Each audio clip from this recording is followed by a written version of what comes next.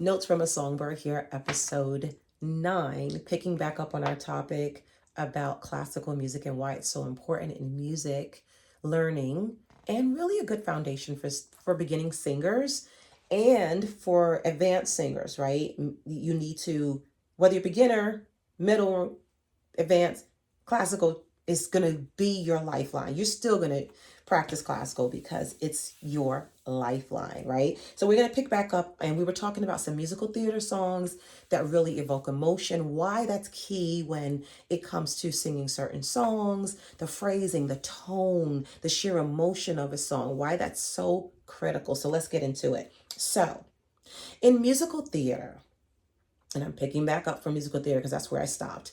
You're not just singing a song, you're delivering a scene. Did you hear that? You're delivering a scene.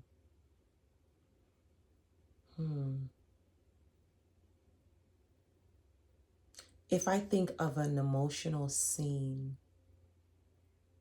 from a musical song, you go on a journey in that scene. Like, did you see me just sit there for a second? Because I literally went in the recesses of my mind to different musical pieces that I've been able to enjoy. And I go there as they're telling the story with that music. And I'm just swaying, or I'm crying, or I'm laughing. I just went recently to see MJ the musical. And I'm enjoying the actor who's playing Michael Jackson, actor and singer who's playing Michael Jackson. And when I tell you, I was hooked from start to finish, the way he was singing, the way he was phrasing, just like Michael, the way he was dancing, just like Michael. But there was parts of the musical where it was so sad. When I hear the song Anything for Money, and the way they portrayed it, and I don't want to give anything away, so you go and see it for yourself, but the way they portrayed it, I used to sing that song all the time and just be snapping to it and jamming to it. But then when they put it with what he could have been thinking when he made that song, I got really sad. And that used to be my jam, y'all. Like, it still is my jam, but I used to be jamming to it and, head bopping. And I wasn't head bopping. I was more solemn. My shoulders started to dip, and I was like holding myself to say what that poor guy had to go through just for the sake of fame. That's what I mean. When you are singing a song, you're delivering a scene. The scene is what draws people in. Every lyric is a thought. Every phrase is a feeling. And the audience should understand the story even if they close their eyes. Shut up. That means if you close your eyes, if I did not see MJ up there and I closed my eyes and I started to hear that song start to slow down and I heard the sheer emotion of him singing that song, I don't have to see what he's doing. In my mind, I can picture what's happening. You should be able to sing like that, where a singer can have you picture without even opening your eyes and seeing them. That's deep. Huh. That's deep, y'all. That's some serious storytelling. It just floors me, when I think of things like that. So, musical theater songs that build expression fast. Some of those other ones were a little bit on the slow side that I gave you at episode 8, but part of episode 9. Let's see. Maybe This Time by John Kander from Cabaret. Why it works. Clear emotional build from hope to determination. It teaches dynamics and emotional pacing. Myra, why is this important? You want to know dynamics. You want to know emotional pacing. Are you singing too fast? Are you letting people catch the sheer emotion? Are you just running through that song? Because if you are not storytelling. You're just completing something or trying to get through it.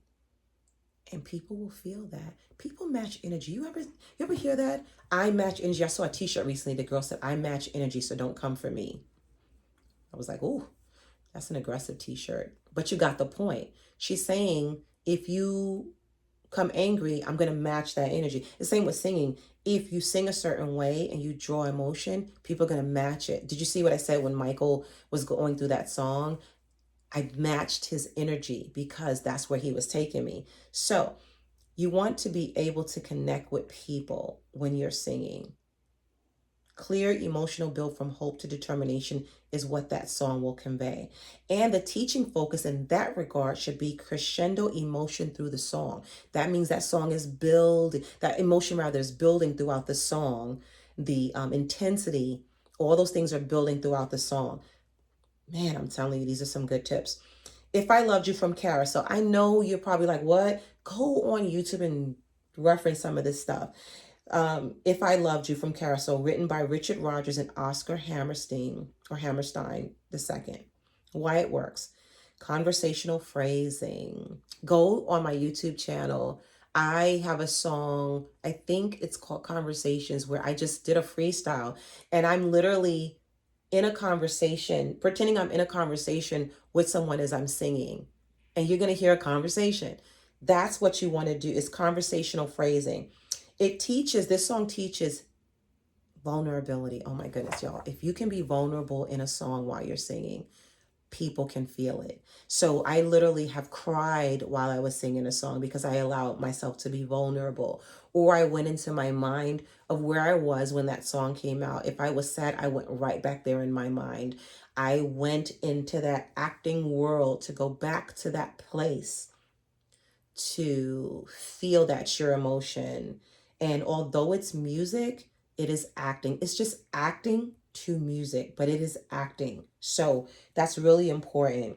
The teaching focus for that song, If I Loved You from Carousel, is singing like you're speaking to someone. Conversation, like I'm doing with you now. I would just be singing, you know. 3, She Used to Be Mine from Waitress. Oh my goodness, I'm going to jack up her name. Sarah Bareilles, I believe. Why it works. Deep personal storytelling. Now, it's not just storytelling, it's deep personal storytelling. Great for teaching emotional restraint. So if you're a person that you have a problem with emotional restraint, this is a song that's good for you because you have to have restraint. The focus here is letting the emotion grow slowly. Oh my goodness, this right here is everything. Letting the emotion grow slowly means you start a song very low sometimes, and then slowly your voice starts to get a little higher. But as your voice is going from this to this, your emotions going from this to this. And you should be able to build that slowly but surely. That's a song that lets the emotion grow slowly. So listen to that from The Waitress. And the reason why I'm giving you different tips, and I'm not saying do these all in one day. No, no, no, no. You should be taking notes, and then you should be going to see exactly where this is applied, where you can see it, and then start to see, hey, are these some songs that I can add to my repertoire that teach me that? Or is this something I can go to my teacher and ask them, when I come up with a list of songs, I want to learn this because of this reason. You can give them these notes. I don't care. This is for you. This is what this is for. By the way, if you like these videos, please like, subscribe, and share. Or share with someone who wants to be a better singer. I'm giving this stuff, man. I'm just saying. I'm working for y'all here. I'm working, but I enjoy imparting knowledge. So please go ahead, like, subscribe, and share, because it's only going to help someone, you never know, become better at their craft, especially once they start taking in information. Okay, let's talk about Corner of the Sky from Pippin. I know I'm going back, y'all, but you got to really listen to some of this stuff, because this is where some of these musical acts and shows come back online, and then you're like, oh man, why is that familiar? Immerse yourself into the world of musical theater so that you can get a feel for emotion, because musical theater is that. It's acting. It's all the emotions that are needed in acting. All acting is emotion. Acting is showing up. And in these musical theater pieces, you are showing up. Okay, excuse me. Corner of the Sky from Pippin, music by Stephen Schwartz. Why it works. Hopeful character motivation. Hope, imparting hope. Teaches intention in lyrics. Now, when there is intention in lyrics, I Want to Run to You by Whitney Houston. That is intention in lyrics. She's saying, I want to run to you. And you can hear it. By the time she ends that song, you're all wound up in an emotional ball, because you're like, why am I feeling this way? Because she actually took you on a journey. And by the time she was finished, you're full of it. You're full of all of what she was showing as far as the intention in those lyrics. And what does that teach? That teaches focus, singing with purpose. Okay? Somewhere That's Green from Little Shop of Horrors, music by Alan Menken. Why it works. Clear character dream. There's a character with a dream. Similar to Little Mermaid. Strong visual storytelling again. Visual storytelling. So sometimes you'll sing a song where you have to literally create the vision for people, right? So if I sang that I was a bird, I would say things like spread my wings, but you could picture me as I do movement. I could form like my hands to form like a wing and I'm flying or whatever. And, you would see something like me doing something like this. You would start to become the thing that you're trying to create visually for people. Well, that's what that song does. That's what it does. It's strong visual storytelling. You're imagining the world of the song. Like another song is like, what is that song? Part of Your World, right? From Little Mermaid. What does that do? That song conveys the fact that she wants legs. She wants, from a mermaid, she wants to be a human. She wants to be able to walk. She wants to be able to do the things that humans do, because why? She wants to be a human. Well, you would have to convey that and sing that emotional intensity so that people would understand that she wants to be a part of something, and you go on that journey with her. You want her to be a part of his world because you fall in love with the story. You fall in love with all of it. Well, then you've got to be able to convey that story when you're singing. All right, let's talk about how do you do that.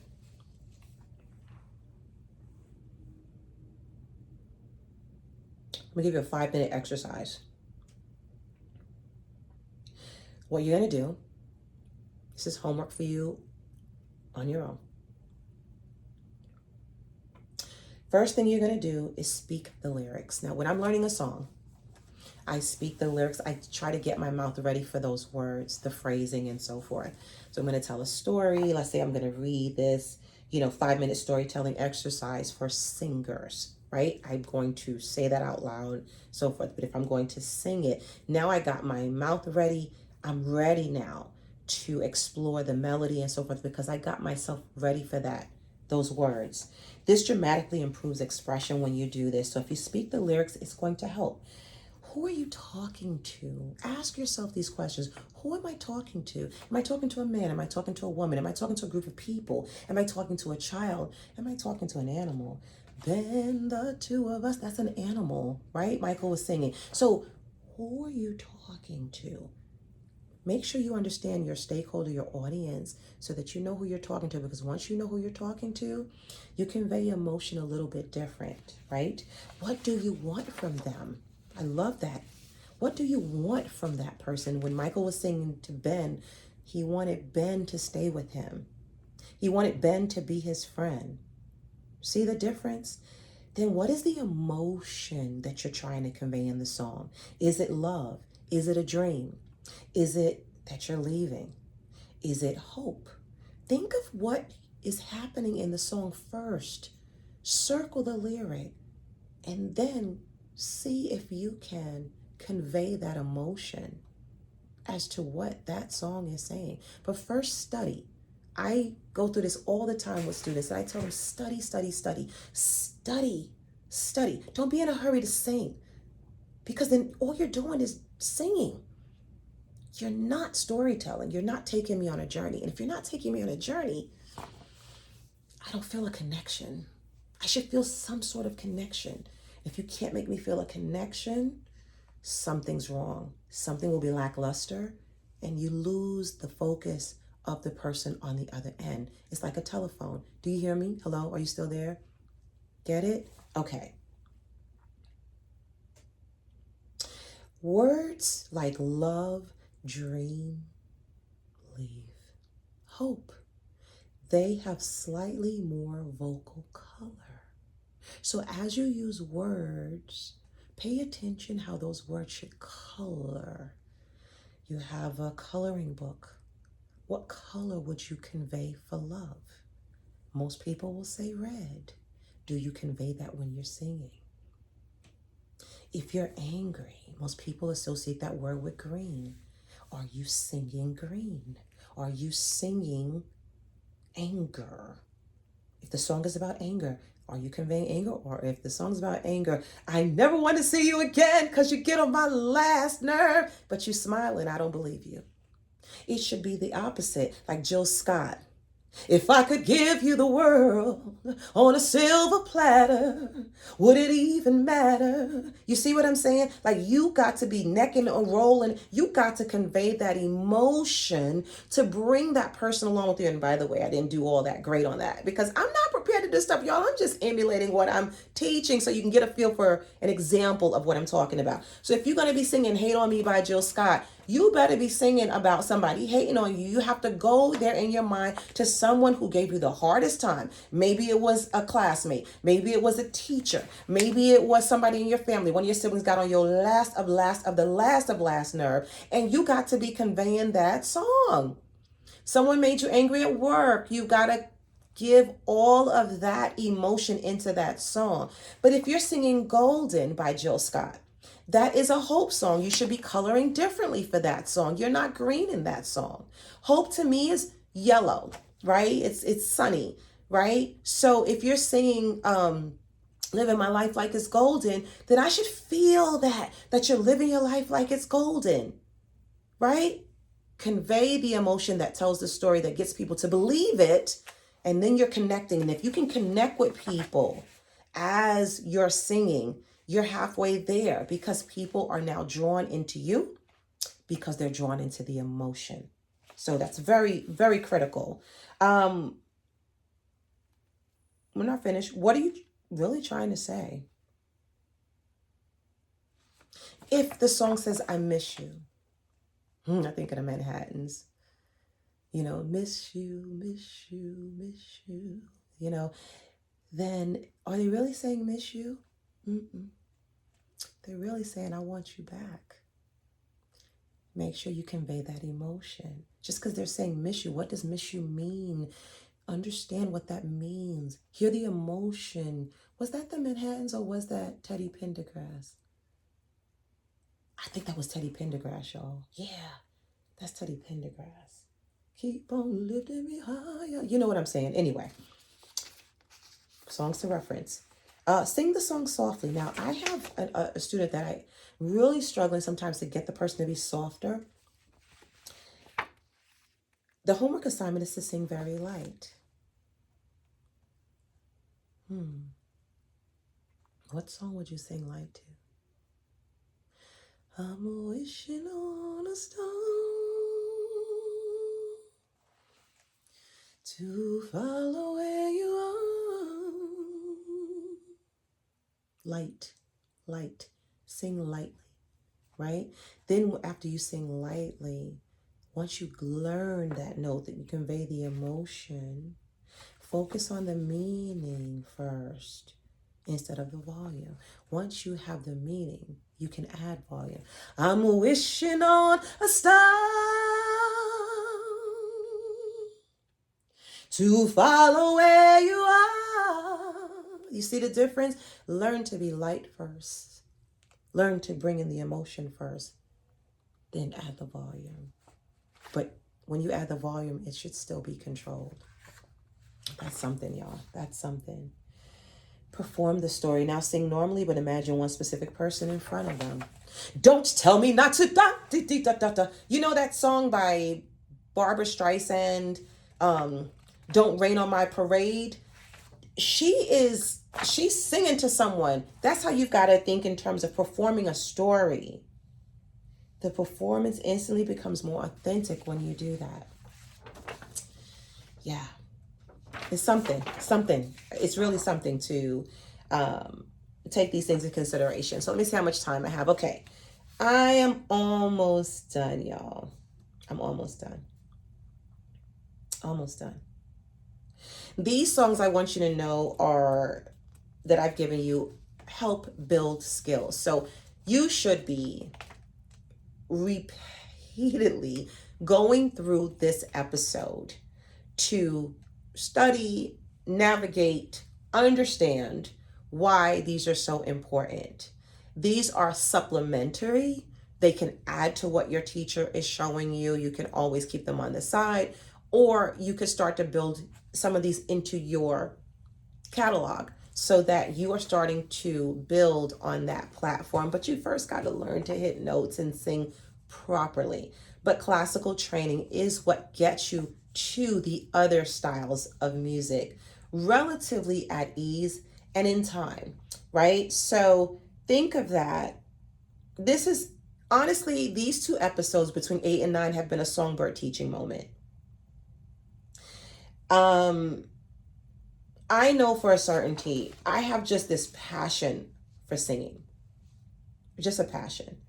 And it's such a thing that I love teaching. I love helping you understand things from my point of view and why I have been able to do what I've been able to do. And again, I'm not bragging. I am trying to show you what it takes for staying power, what it takes to be able to have that length of time and using that vocal instrument. I literally have a friend who called me up the other day and said, I'm having some vocal issues with my throat. And I said to him, are you stressed?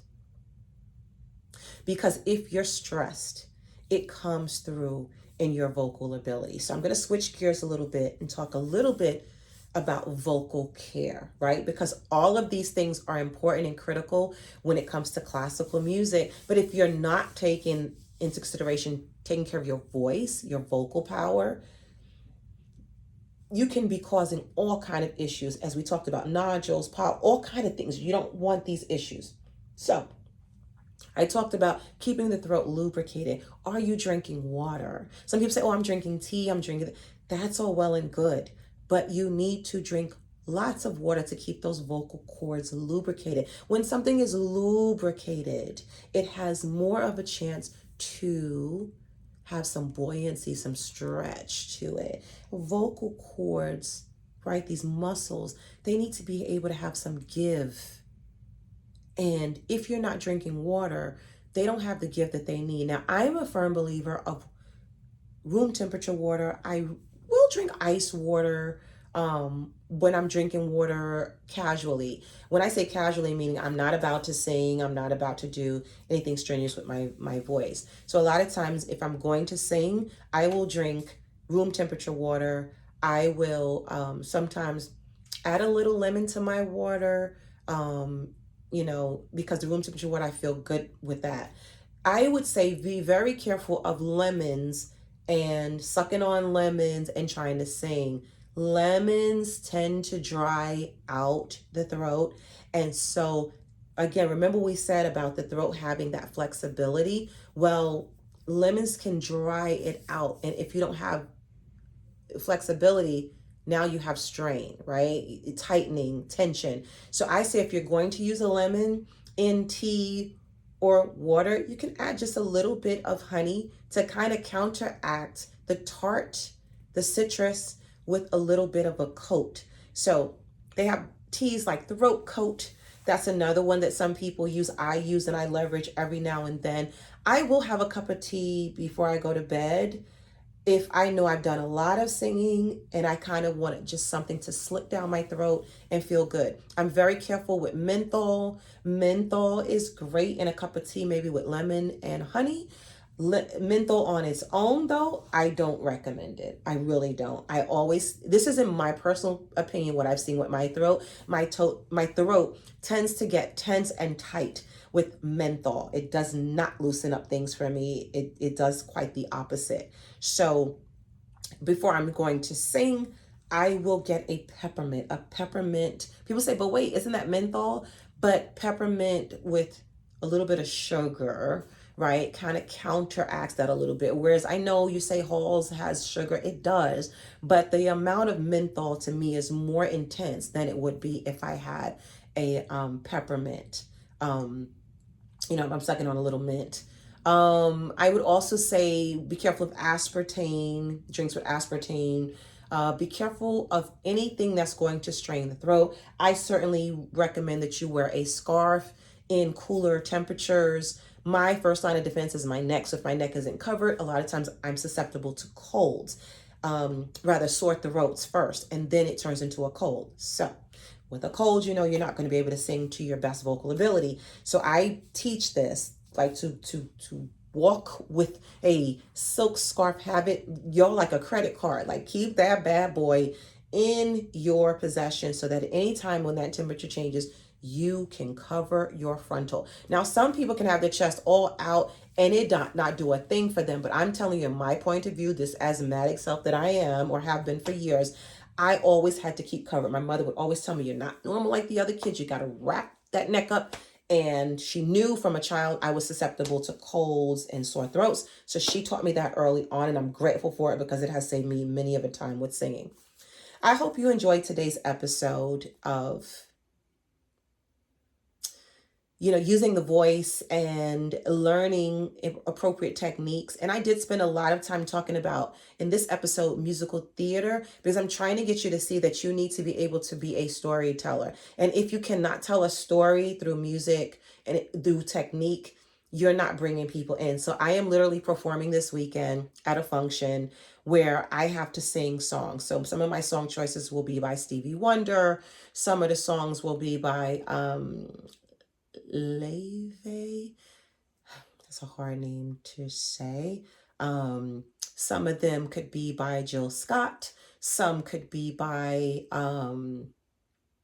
PJ Morton. It all depends, right? So I've got to get that voice well in gear, ready to do what it needs to do. I promise you, I practice before every time I go out. But I will tell you, because I've been singing for such a long time, some songs don't require practice for me. They come with such ease. They come with just, I got it.